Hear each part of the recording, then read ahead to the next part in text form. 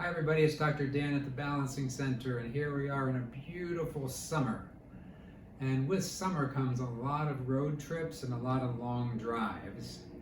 So it's a really good time to remind you of the practices that we teach here to have you get leverage, connection, and resource so that you can have a lot of agency and adaptability as you're traveling.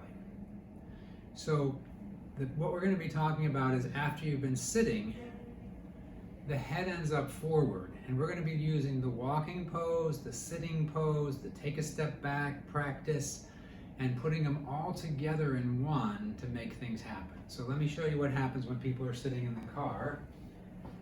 Just by the very nature of the car, the head moves forward, and then your attention is forward, and there's this engagement that once the nervous system makes a response that works, it's seen as a survival. And if you're surviving, that's all it cares about. So when people get out of the car, the tendency is they take a step back and they stretch like this, but then they come right back to where they were. Now the men go to the restroom and they take care of themselves there, and then their head's still forward, and then they stretch again, and they sit down in the car, and nothing's ever changed about the position of the head. So when you're in the car, you lean away from the back of the chair, you rock and roll forward and backward, keeping the shoulders down, you lean forward.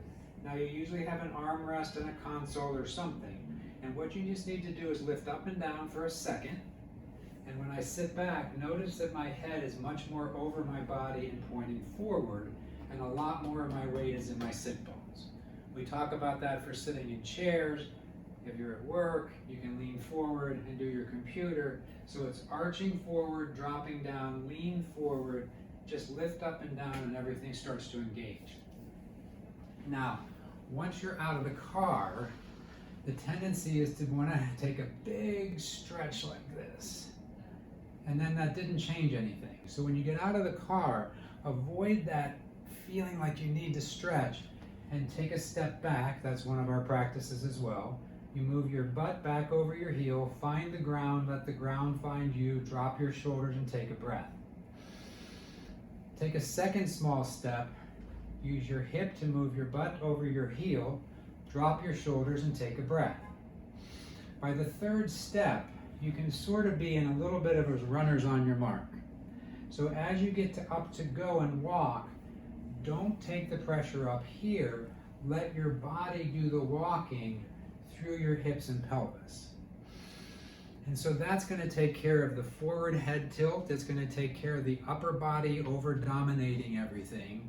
And when you just stretch and move a little bit, it doesn't tell your body what to do any differently. So taking a step back, finding the ground, dropping your shoulders while you're waiting in line for your distilled water. And also then taking that second or third step, and not like you're stretching up against a wall like this. You lean a little bit forward, you move the hip back, you keep the shoulder down, thumb up on this hand, thumb down on this hand, turn your head to the side that's up, close the eye that's down, and then you'll be ready and refreshed to go the next couple of hours.